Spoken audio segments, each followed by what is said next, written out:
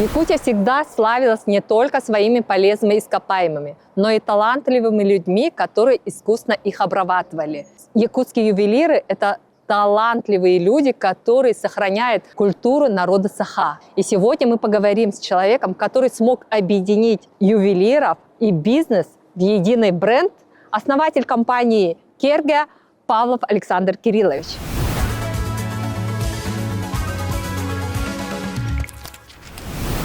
Компания «Кергя» уже более 30 лет на рынке. В чем секрет успеха?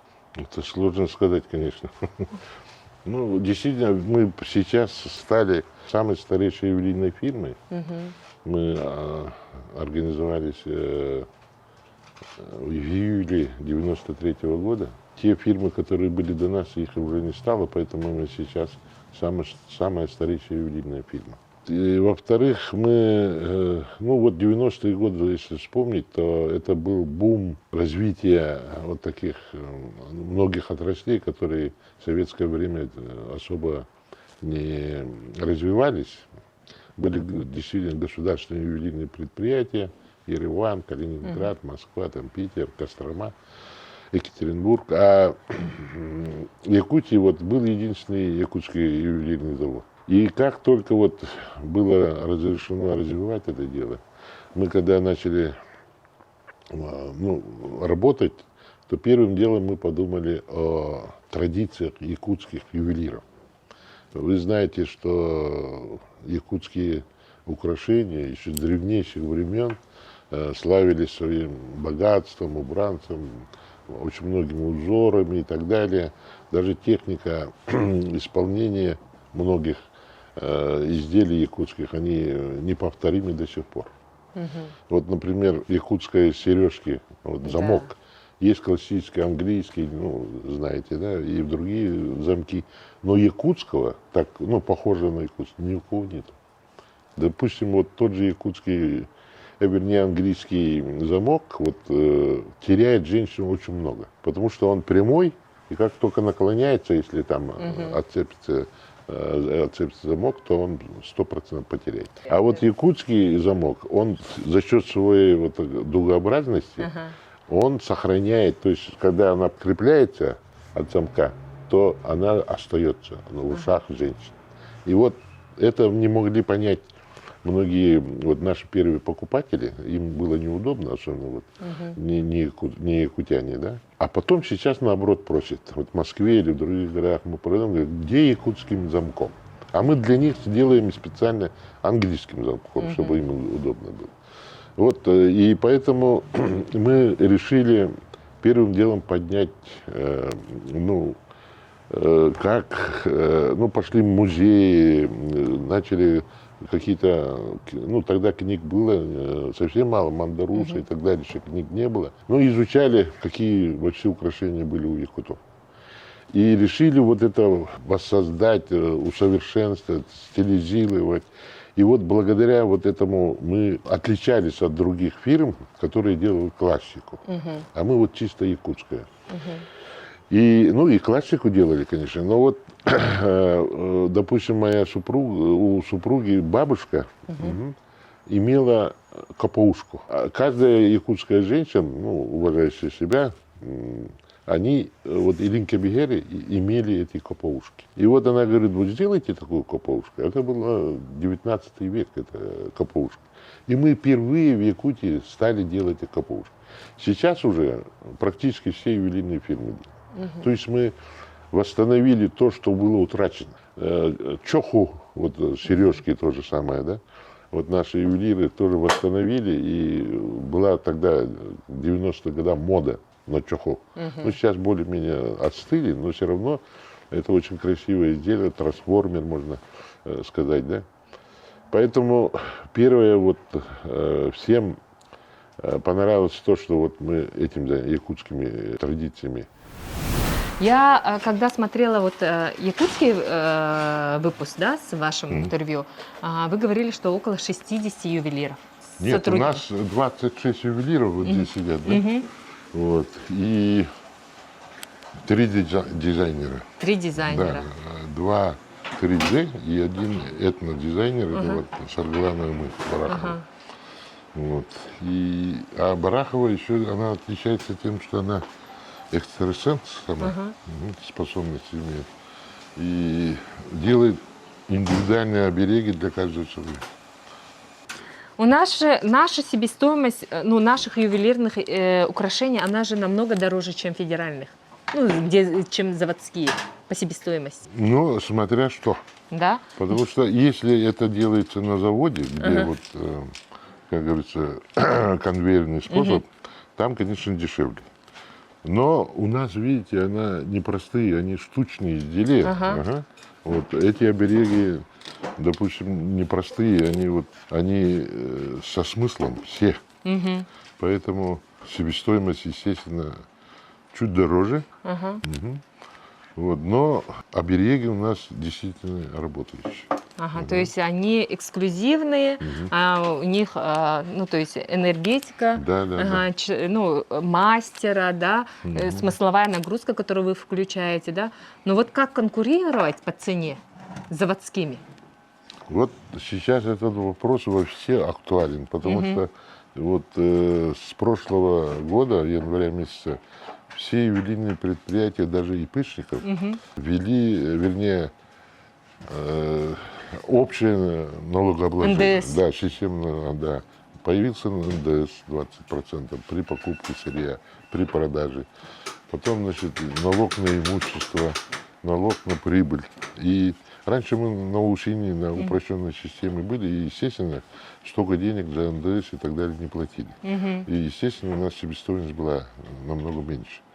Вот. Но сейчас, благодаря усилиям, в основном, якутских ювелиров, наших компаний, мы очень много совещаний проводили, встречались с сенаторами, депутатами.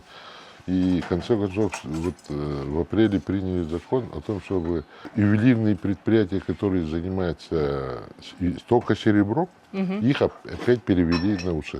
Но мы же занимаемся серебром и золотом.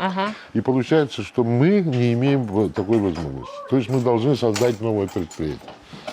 Это уход от налогов, да, получается. И если даже мы уход не примут, ну, скажут, что нормально, то мы, допустим, сейчас, вот в данное время, да, мы не можем вот с НДСом соперничать с теми, которые нет НДС. То есть у нас в 2 раза дороже будет, понимаете?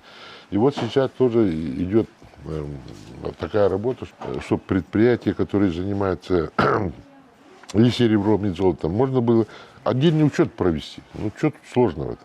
А надо создавать новые предприятия. Это куда мы как будем друг другу передавать сырье, оборудование и так далее, помещение, в конце концов. Да? В этом сложности есть. Но все равно же, в чем секрет долголетия? Много было ювелирных компаний, которые громко гремели, да, а сейчас очень мало осталось. Новые открываются, но вот именно те, которые были первопроходцы, их практически же нету. В чем секрет Кирге? Ну, немножко и наше название помогает нам. Потому что, когда я открывал фирму, я сначала назвал Семях. Да, я пошел регистрировать, да. И мне налоговые говорят, ну, там пожилая женщина говорит, молодой человек, вы лучше подумайте, другое название приду, потому что уже 5 фирм есть, которые называются Семях. Может, какие-то проблемы потом могут быть. И я пошел и нашел слово Керген в этом словаре Пекарского, в первом томе. И ну, смотрел, вот, написал Кере, Керге, Кергель, Уран и так далее. Ну, то, что связано с ювелиркой. И вот когда листал эту книгу, я увидел слово Керге. И там было написано «наряд, убор». И, то есть, по-современному это гарнитур. То есть, ювелирные изделия сделаны в одном стиле, да? Вот. И я спросил у тех, ну, это друзья моих родителей были, в Белемболе, в газете редакции работали. И вот спрашиваю, есть такое слово, помните? Они говорят, нет. Ну, второй сказал Васильев Николай Прокопьевич. Я, говорит, помню, раньше говорили, что вот коня, ну, сахлы, Кирге семяхтях, а ты хакеллер девять. Ну, заказ сетен келлер. То есть Это вот коня украшена вот, ну, в одном убранце, стиле, да, да. убранцы в одном стиле. Заводили вот круг во время цеха и так далее. Ну, я обрадовался, побежал, и как раз на площади Ленина я встретил Савва Ивана Тарасова, нашего народного поэта. Вот, и спрашиваю его: Савва Иванович, вы слышали такое слово? Он говорит: нет. Я говорю: как? Вот не слышал, говорит. Но я говорю, вот в словаре Пекарского есть. И он говорит: о, Саша, молодец, ты давай смело называй, и чтоб забытые слова ты, наоборот, уноси. Сейчас используй, говорит. И вот я назвал Керги. И первые дни, конечно, было трудно, потому что многие, особенно пожилые женщины, там приходили и говорят: что такое, букву «Л» потеряли и так далее. Я говорю: нет, это слово. И потом мне надоело, я вот на табличке скопировал это и повесил. Что такое Керги, словарь Пекарского, первый том, там 1000 какой-то страниц. Вот. И после этого все замолчали. И вот это, вот многие вот до сих пор в Инстаграме же или других, это в WhatsApp и так далее, пишут, что вот название Керги это вот настоящие якуты, и поэтому это тоже помогает. То есть это создание бренда. Да. То есть правильное название, да, где есть смысловая нагрузка, философия, да, вот и сам объем, да, и благодаря этому вы создали бренд. Да. Может быть, да, это так. Но вот, допустим, в отличие от других ювелирных фирм, да, у нас единственное помещение, можно сказать, да, ну вот сейчас мы уже в центре города, и вот моя тактика, стратегия была такая, что бить в одну точку. То есть в чем это заключается? В том, что вот мы не торгуем колбасой, там, хлебом, ну, всякими продуктами, которые можно любой точке, побольше точек открыть, чтобы побольше охвата было и так далее. Вот. А у нас мы в основном штучные изделия делаем, эксклюзивно. И поэтому мы не можем, допустим, филиал там на Ярославска, там где-то еще, там в Сайсарах и так далее. Потому что одно изделие только здесь, да? И люди приходят сюда и могут все выбрать. То есть дешевое, эксклюзив, средний и так далее. Но самое главное не в этом, а в том, что мы сделали так, что мы единственная ювелирная фирма в России, оказывается, которая предоставляет все виды ювелирных услуг населению. Об этом народ не знает. Ну, честно говоря, и мы плохо рекламируем, но все равно. Дело в том, что мы не только производим, мы, ну, и не только продаем, да, но мы еще привозим же из других регионов. Иногда даем им золото, бриллианты, чтобы они нам сделали то же самое, цепи, допустим, да. Вот. Но зато мы еще делаем ремонт.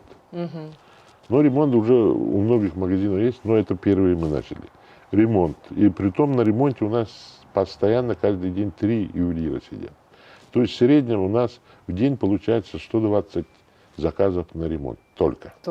Это умножьте, получится несколько десятков, ну, тысяч в год. Это второе. Третье, мы уменьшаем, увеличиваем кольца. Допустим, ты купил, хотел, а кольцо не подходит. Мы можем увеличить прямо за полчаса. Это делается сразу на месте. Вот. Потом мы делаем, допустим, чистку. Вот. Загрязнилось изделие. Пришел, мы быстренько вам сделали. Полный цикл. Да, полный цикл. Потом раньше компьютерная была гравировка. Сейчас уже это прошлый век. Сейчас лазерная. Кроме того, ручная гравировка. Это художественная гравировка есть. Но лазерная гравировка, это больше всего пользуемся. Это на ножах, на медальон, на кольцах можно внутри написать, допустим. Да? То есть это очень тоже востребованная услуга наша. Вот. И можем поменять камни. Допустим, у вас фианит стоит или другой какой. Мы можем вместо этого поставить бриллиант. Вы можете у нас же купить сертифицированный бриллиант. И мы его за 5-10, ну, полчаса максимум мы можем поставить. И самый интересный у нас вид услуг – это «сделай сам». Да, я вот, это моя супруга придумала. Это очень интересно и тоже востребовано. Молодожены приходят со своим золотом, и мы им даем одного мастера, прикрепляем, и он показывает, как сплавить, допустим, золото. Все это, а он только показывает первое. И все остальное делает молодожен вдвоем. И это все снимается на видео. И последнее, это до полировки они все полностью делают. Сами. Ну, все полностью. И это все на видео снимается, они даже родителям не говорят об этом. И потом на свадьбе они включают. Это бомба. Да, И вау-эффект. да. И вот у нас даже с Омска услышали, ну, правда, родственники родственников, но услышали, приехали. Вот буквально в марте месяце специально приехали и это сделали. Вот тут у нас литейный цех. Цех, ага. Посмотри. Вот. Ой! Вот видите, уже опоки стоят. Ага. Вот они вот такие опоки, ну, большие, маленькие. И там у нас вот из воска делается елочка, и потом она вот здесь сгорает, это воск сгорает, вытекает, и вот в этом гипсе сохраняется эта форма.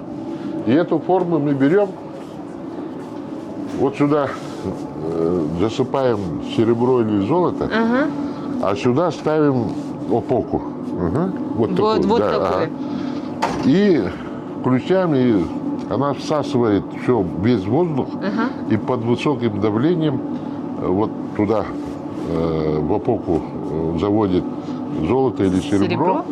И потом мы его разбиваем и начинаем ее... То есть вы сделаете уже из нее тонкую, да? Тонкую Нет, материю? уже формы. Вот там Форму, и это... Потом это... Тут мы плавим золото. Вот молодожены обычно здесь плавят. И начинается их работа отсюда. Вот елочки вот готовят, видите? Ну вот любая форма, да? Мы любую форму можем сделать, да? И потом резинить вот сюда. И вот получается вот такие вот уже изворнуты. И мы из нее делаем уже елочку. Собираем и в опоку ставим. Смотри, какая тонкая работа. И вот чарончики будут. Чаранчики. И поэтому любой вот заказывает значки туда-сюда. Мы сохраняем эту резинку. И, допустим, предприятие, когда ежегодно награждает, мы им сколько надо? 10 сделали. Вытащили, да? Да. Ихние размеры. Вот это вальцы.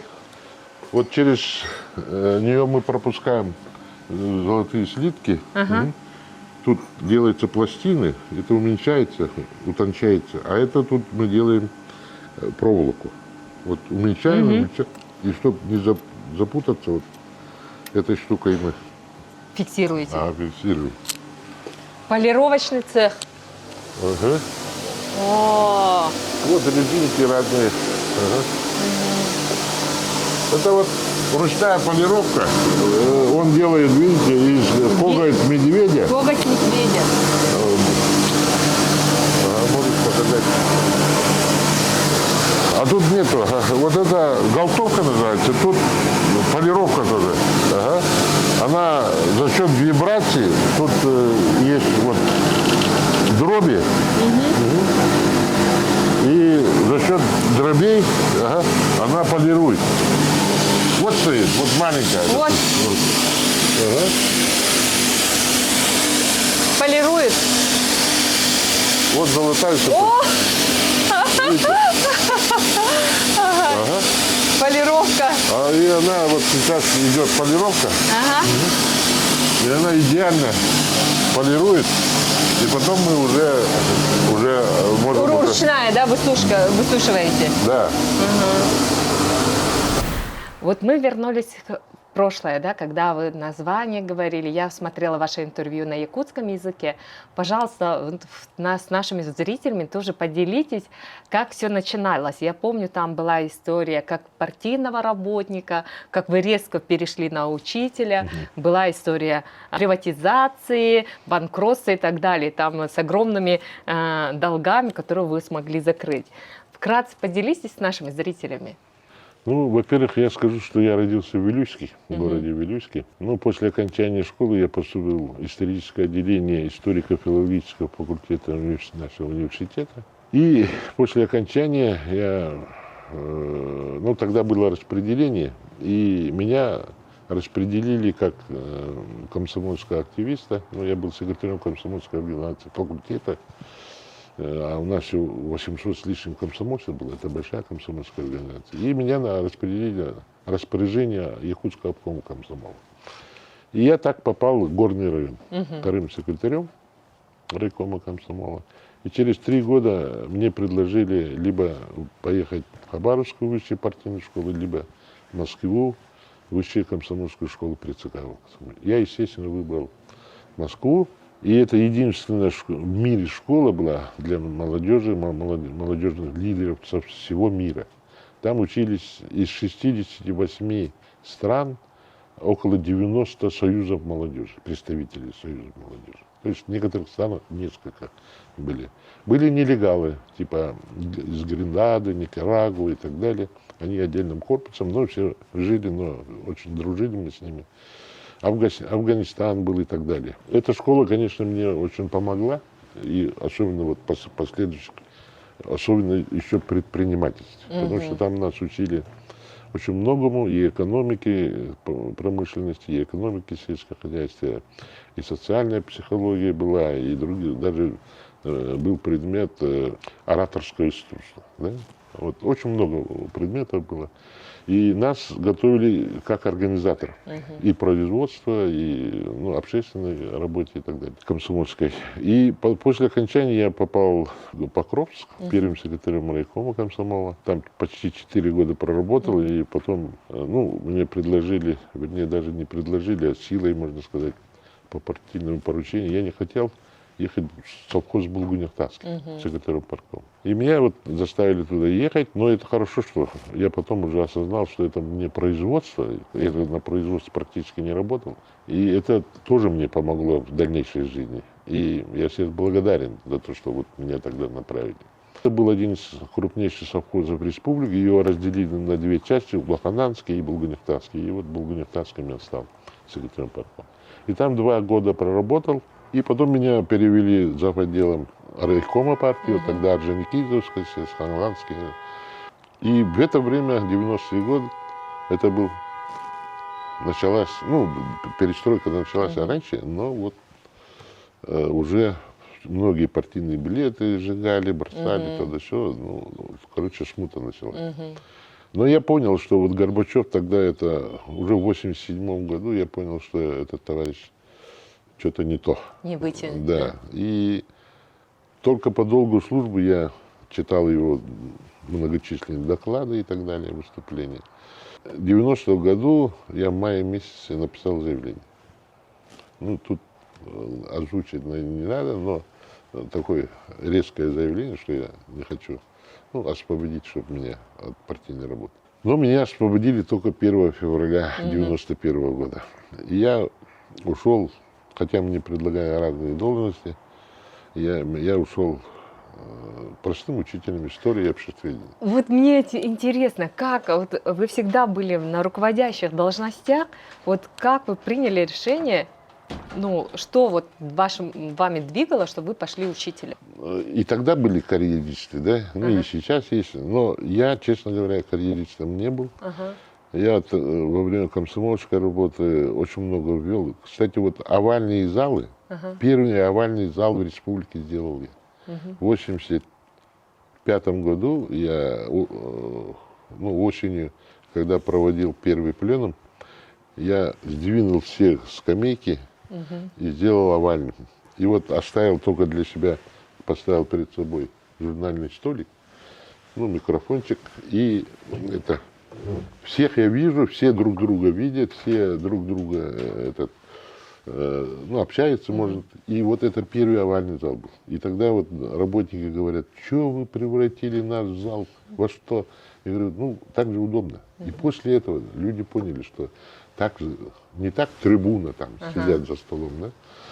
Вот. Во-вторых, я тогда ввел вот таблички, когда вот в кабинетах, когда заходишь, в дверях, допустим, Черяев ГИ. Черяев ГИ. Кто? Гаврил. или кто? Да? Георгий, да. Георгий там и так далее, да? И Иосипович, да? Может, Иванович и так далее. И я ввел так, допустим, Павлов Александр Кириллович написал, первый секретарь Орджоникидзевского райкома комсомола. И эти же партократы тогда, можно сказать, да, они говорят, чего ты так себя возомнил, говорит, полное имя пишешь. А я не только себе, и второму секретарю, всем, короче, я написал за Воргу, чтобы полностью. Потому что вот когда ты даже вот своим начальником идешь, не то что от волнения, а бывает такое, ну, виноват или там даже просто, да, подходишь и забываешь, как его забыли, да, звали, да, бывает же такое. Да, есть, Да? конечно. Или перепутали, вот, допустим, меня всегда говорят Кирилл Александрович или Да. Константинович и так далее. И поэтому вот когда ты уже перед входом ты смотришь на эту табличку, ты уже понимаешь, что как его окончательно зовут, да, и заходишь смело и вот не путаешь. И вот это потом вот Ким Ким Ын помог, когда он был руководителем администрации, он везде, увидев меня, вот это везде администрация президента вот так написал. Только президенту Михаилу Ефимовичу не написал. Я говорю, почему не написал? Он говорит, президента должны все Все знать. знать, да. Вот такие на разные новшества. Но там. это говорит про вашу прогрессивность и ваше мышление, да, то есть насколько вы глубоко уже мыслите, да, то есть прогрессивно продумываете, да. А вот учителя, как пришла эта идея? Ну, во-первых, кстати, вот учителя это очень хорошая работа. Я очень ценю учителя, да. Да. Просто от руководителя, да, от ну, директора, да, ага, вот что было внутри, чтобы вы сказали, все, я хочу стать учителем, ну, пойду учителем. Ну, учитель вот истории, честно говоря, очень интересно профессия. Вообще Да. прекрасно. С удовольствием пошел, даже мне дали классное руководство, я даже поехал с ребятами в апреле, как раз в это время, на каникулах, в Москву, Нижний Новгород, своих школьников. Сразу, да? И очень интересно съездили, Кремль, Москву посмотрели, Нижний Новгород. Вот. А когда приехал, уже осенью, ну, когда закончил, меня говорят, все, директором школы стал, второй школы. Я отказался. На третий день мне подходят мои комсомольцы, бывшие, которые работали в школе, и говорят, Саша, если откажешься, мы тебя перестанем уважать. Ну, пришлось согласиться и директором школы стать. А директором школы это вообще интересная работа, потому что, ну, если ты хорошо работаешь, тебя все уважают. И вот я посмотрел, там в старой школе у нас туалет был на улице. Ну, холодный. Многие говорят, сделай там теплый туалет. Я говорю, так нельзя. Потому что ребята вот после физкультуры или секции, вот, вся вот зимой холод, бегут без шапки даже, да? И там теплый туалет зайдет, ну и что? Пока 100 метров пробегут, естественно, заболеют, да? И я сделал там, нашел место, оказывается, там было 50-е годы, когда этот дом построен был, туалет был теплый. Правда, в яму, но все. А его превратили потом в этот кабинет военной подготовки. Я это все убрал, нашел это все это дело, канализацию там договорился, вот ЖКХ пришел, они сразу, мы любую тех условий вам подпишем, лишь бы сделать для наших детей. Или вот, допустим, мебелью была проблема, но на мое счастье, моя старшая сестра была замминистра образования. Она единственная из 5 наших детей строительное образование и стала замминистра образования. А мы все педагоги вот так остались. И она вот, Ленский там что-то не достроили, и мебель осталась. И говорит, хочешь, возьми. Ну, и мы вот это, мы-то близко, те районы через реку не могли переправиться, и поэтому мы быстро, часть, конечно, не все, взяли. И трудовое воспитание там в чем заключалось? Мы, вот везде же морает. А я трудовику говорю, Василию Федорову, давай это, пусть собирают дети сами. Но там стулья были деревянные ножки, а зато вот сиденья были очень красивые, из фанеры. Я говорю, вот наши железные пусть, туда вставляйте вот эти. И дети с 4 класса, даже, по-моему, с 4, по 10 класс они сами делали. И никто ничего не морал. Понимаете? Потому что это они сами делали. Единственный один парень заморал, и сразу его вычислили, и он, бедный, там целый день его чистил. И больше, пока до моего отъезда, ни одной парты никто не забрал.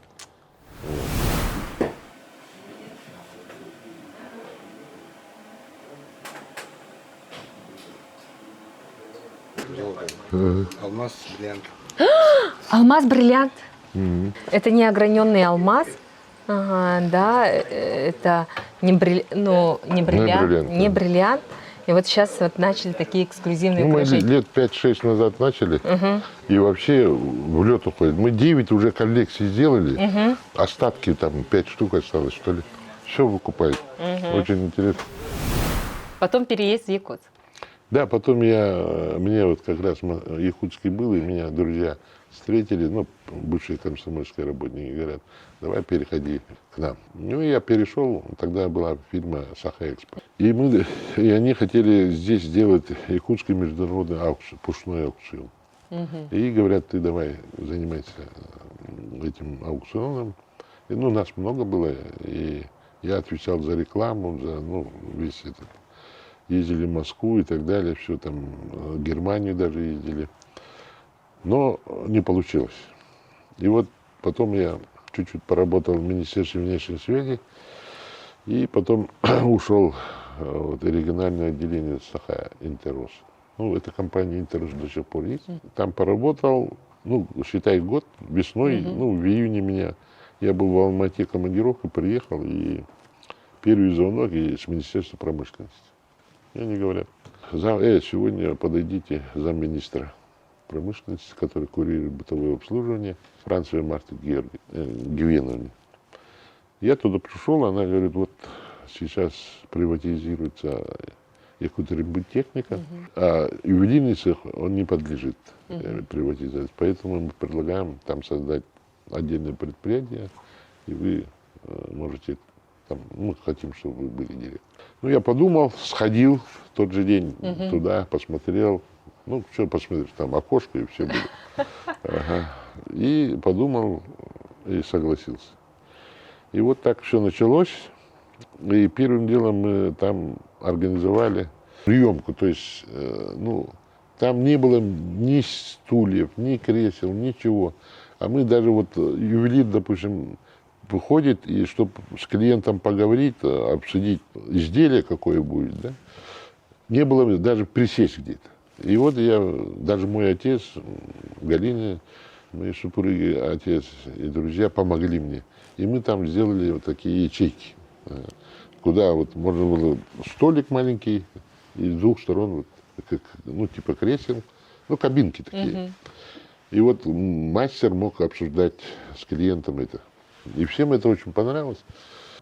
То есть мы должны клиента ставить, ну, на первое место, не то что на первое, его, ну, клиент всегда прав. И ему должно быть удобно. Вот сейчас мы тоже постарались. У нас единственный, наверное, в Якутске магазин, не только ювелирный, где есть гардероб.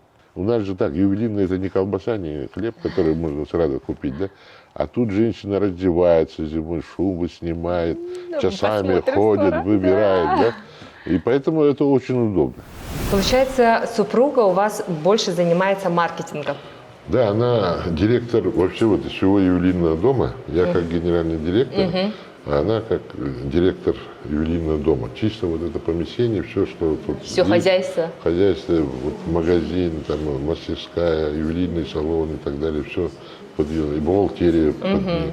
То есть она все, я, честно говоря, свадебный генерал. Свадебный генерал. Галина Николаевна, познакомьтесь, супруга, директор ювелирного дома. Как раз мы входим по красоте. Я как всегда на магазин спустилась, и вообще, я говорю, сияю от этой красоты, мне кажется. Ага, так красиво. Все это непросто. Да. Вот это у нас потолок, это энергетическое поле.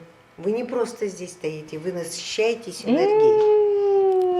Вот потолок специально сделан. Да. А вот это вот рассказали? Ну, вот про Оскар. Вот это второй Оскар. Ну, не Оскар, мы Якутсго договорились учредить премию, народную премию, похожую на Оскара, но кюнкигите, то есть человек солнца. Солнце, да. И эту награду мы в прошлом первую награду вот эту вручили братьям, брат и сестре Арбугаем, Жене и Максиму, да? За то, что мы даем эту премию тем, кто сделал особый вклад в продвижение Якутии. Они же первыми в истории стали номинантами Оскара. 1879 год. Вот это, Это якутское? да, Рощины же были из статты. Вот. Ихний внучка, наверное. Да? Вот. Видите, какая длина, да? Сейчас у всех так. Да. А вот раньше как делали, да? Какая тяжелая. 1879 год. Это Калинка-Бигер, да? Это вот, Калинка-Бигер? Да. А эта часть, вот Илинка-Бигер. Вау, это просто, даже, мне кажется, тут энергетика совсем другая, знаете, такая, сколько историй, да? И вот у каждой женщины вот такой пинцет был, прямо на ремнях. Ага. Вот, видите, а он очень острый до сих пор. Ой, даже современные пинцеты так не работают, да? У каждой женщины вот такая капушка. Какой год? 1874 год. Представляете? Это капушка, это по якутску гулгаха. Ага, уши Очень чистить. удобная вещь. Мы когда сделали, я внуков, они ложатся, и не больно. Да. И главное, серебро же еще лечебное свойство имеет. И вот каждая женщина вот так на поясе носила, или даже на Илинка-Бигере, и вот надо будет, копала себе уши. Да, и детям. Да. И детям, да? Вообще, это вот недавно же приобретенный Вот, экземпляр, да? И статты нам моя. Да. А за сколько купили? Это Тайна, да? Да. Тайна, да? дорого. А? Дорого. Дорого, да? Да. Ну, какие? Но я думаю, что это мы по-божески купили. А получается, после рембыттехники, там я помню, что дали разрешение на приватизацию, да? Вы его приватизировали. Акционерное общество создали тогда. Да, это приватизация есть, но мы вот с 93 по 96 как государственное ювелирное предприятие работаем. И очень я благодарен вот Зинаиде Степановне Федоровой, вот той же Марте Гевелиной Францевой, которые нам помогали в министерстве. И Маликов был министром промышленности, Красноштанов и так далее, которые вот всегда приезжали, посмотрели, чем помочь и так далее. Мы поэтому поддерживали. И тогда оборудование. Я 6 раз летал в Австрию, чтобы купить оборудование. И тогда можно было. Тогда 6 рублей доллар стоит. И вот в 96 году теперь сказали, ювелирные тоже приватизируют. И мы тогда в результате приватизации было организовано открытое акционерное общество Керги. Но 51% акций выкупила САПИ. И мы так оказались под крылом САПИ. Вот. А в 98 году, когда вот черный четверг, черный вторник, короче, эти дефолты, и за один день доллар от 6 рублей подскочил до 27. 4, да? И дальше пошел. И тогда мы не знали, что, оказывается, мы нормально работали. Но оказалось, что банк, который мы обслуживали, Аэрофлотбанк, он, оказывается, уже банкротом был.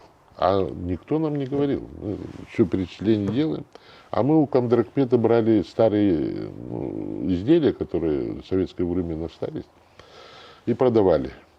И мы говорим, вот давайте мы наличкой дадим. Они 100 метров от автовокзала раньше были.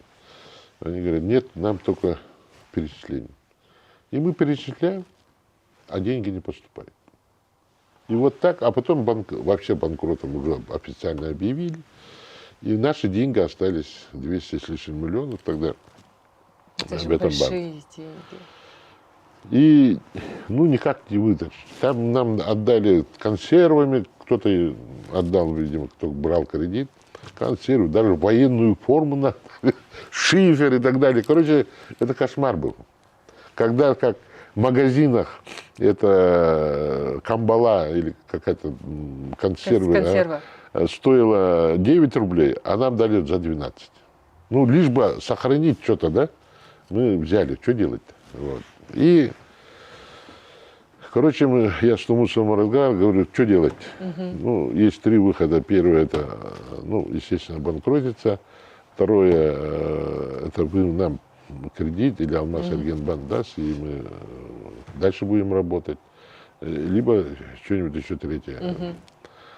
Ну, решили, ну, я решил все же банкротить, потому что, но благодаря тому, что у нас еще были, ну, возможности, я вот, а тогда управляющие вот банкротством, таких специалистов практически не было. И тогда закон был такой, что директор мог управляющим быть. И меня назначили управляющим. Я вот сидел, первые очередные платежи, второй, третий, там целое дело. Я где-то 1,5 года, с 98 по 2000 почти, я работал над тем, чтобы нормально закрыть Керги, обанкротство. Вот. И параллельно я создал ООО Керги. Ну, назвал Керги. И решил маленько 5 человек оставить ювелиров, ну и там бухгалтерии и так далее, и нормально, спокойно работать. Но не то-то было. Все ребята подходили, говорят, меня возьми, меня. И опять полный штат. И уже нужна была нормальная площадь, чтобы там работать. И мы искали везде, не могли. И тогда Михальчук был мэром города. Я к нему обратился, а он говорит, ну, найди где-нибудь, мы тебе дадим помещение. Мы искали, ну, ничего не было. Тогда он говорит, ладно, место найди. И тогда мы дадим тебе это место. Ну, я искал 3 места, и вот это место, где мы сейчас сидим, они мне дали.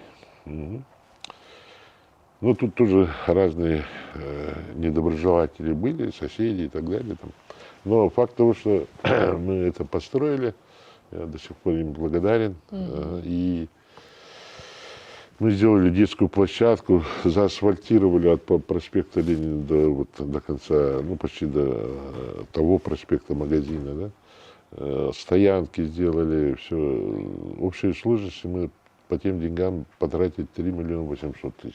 Только на благоустройство. Да. Ну, и это был первый прецедент, когда именно частная фирма облагородила дворовую площадку. Ну, дворовую. Поэтому после этого уже, наверное, кто-то делал, я не знаю, но мне сказали, вы первый.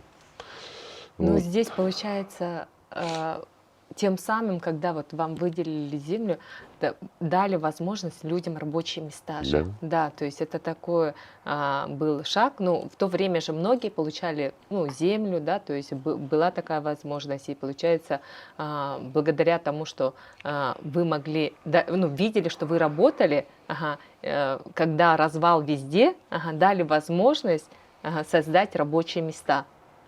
А вот когда вы получили здесь помещение или вот землю... Не, мы построили здесь. Сразу построили? Построили, правда, деревянное, каркасное, двухэтажное помещение, 17 на 12. Вот. А сколько тогда в то время бюджета нужно было, чтобы вот 3 800 000 это территория и построить? Не, это мы потом уже это заасфальтировали. А сначала, когда в 2001 мы взяли землю, мы построили... Вот Арсению Сергеевичу я вообще благодарен за то, что он тогда в Алмаз-Эргенбанке был и мне дал кредит. Сколько?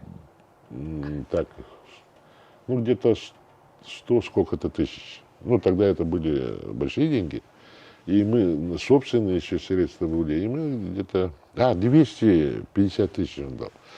И мы построили здесь это двухэтажное здание.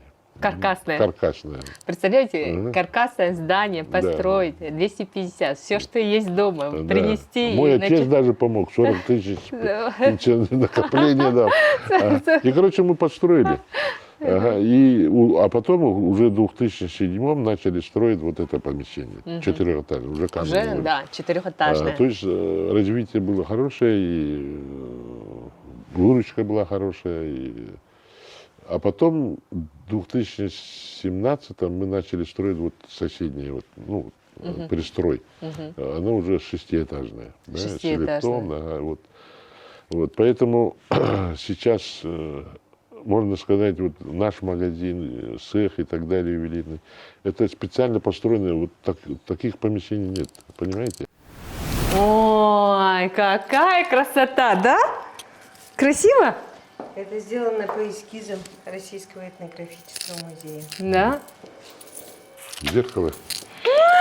Сахаманы долбархотуны бола халым, да? Белок есть? Да? Давай, да. Посмотрите, обычное черное платье, которое должна быть у каждой девушки, превращается в такой шикарный образ. Именно якутские украшения – это полный набор. Полный набор. Да. Какая красота, да? И главный оберег вот это солнце, да? Это главная защита. Это можно одеть вот и спереди, И сзади. сзади, да? Ага. А сзади почему мы одевали? Калинки Тоже защита. Тоже защита. защита со все. Лицо никто ничего не скажет, а Да. когда идешь сзади, Ага. Могут Это говорить. первое. Второе, это оно стабилизирует. То есть вот если только спереди идет, то человек наклоняется, да, от тяжести.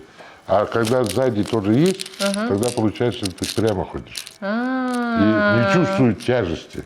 То есть, Физический, да? Равновесие получается. Ага. Трансформер получается, да? Это вот еще те годы, 18-м, это может можно даже... еще и вот так вот, как брошку носить. Как брошку. Да? Какая красота!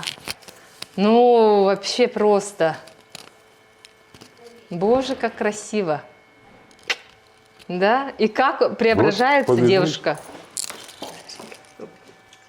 Я специально одела черное платье, чтобы сегодня быть вашей Вот моделью. видишь, ты уже вес не чувствуешь, Да. да, сзади, когда коленки бегали. Вот. Ой, вообще красота. Мы были как-то на свадьбе нашего друга, Волкышевского однокурсника, сына.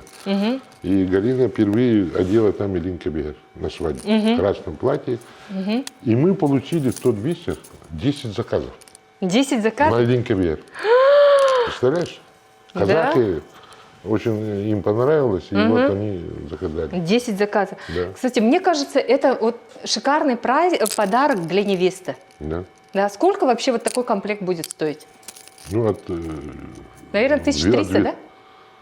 На полный, да. Полный 300 тысяч, да? И на свадьбу невесте подарить такой подарок, она же на всю жизнь будет Да. одевать, и которая будет по наследству передаваться, силу семьи, да? Вообще-то вот такой подарок нужно дарить невесткам. Всегда Якутия славилась своим прикладным искусством, своими талантливыми людьми. И мы сегодня с вами прикоснулись к этой красоте, да, к нашей истории. Ага. И последний вопрос, Александр Кириллович. Какой совет вы бы дали молодым предпринимателям? Ну, во-первых, надо определиться, поставить перед собой цель, что хотим, чем заниматься. Да? Если вы это дело определитесь с этим делом, то надо быть очень настойчивым. Настойчивым. Да. Не бояться трудностей. Если в дверь не вошли, через окошко войдите. Да? Если в окошко, то в форточку. Вот. В-третьих, надо быть честным. Честно. Потому что если партнеры или другие, кто угодно, узнают, что вы нечестны, то с вами работать не будут. То есть максимально честно надо работать. И четвертых, это у нас в комсомоле говорили, кровь из носу, но сделай, да? То есть это надо точно в срок все делать. Человек слова. Да, человек слова. Если ты будешь там не вовремя это, что-то делать и так далее, заказы и так далее, это тоже плохо. То есть надо быть предельно аккуратным в вопросах вот это. заказов и так далее. То есть надо всегда с ними работать так, чтобы они, ну, не подводить тех. Ну и надо, мне кажется, ну, мне это помогает, много ездить надо. Да? Вот я в 60 странах был, и я вот всегда стараюсь смотреть, что интересного у них, да? Что мы можем использовать из их опыта. Вот. И тогда вот кругозор, когда человек расширяется, мелочи даже, да, они могут помочь в работе любого предпринимателя. Это надсмотренность, Да. опыт других, Да. быть открытым. Да. И надо, конечно, изучать рынок. Рынок, чем вы занимаетесь. Вот. И поэтому и в этих поездках тоже это стараться изучать и принимать опыт. Не стесняться. Не стесняться и спрашивать, да? Да. Но я хочу сказать, что когда мы сегодня с вами увидели ваше производство, да, ваш ювелирный дом, да, здесь чувствуется вот ваше упорство и основательность.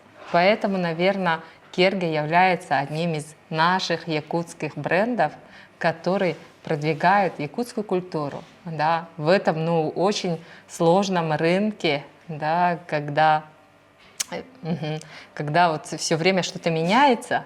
Поэтому я хочу вам пожелать дальнейших успехов. Дальше продвигайте эту красоту через красоту. И спасибо за встречу. Вам спасибо.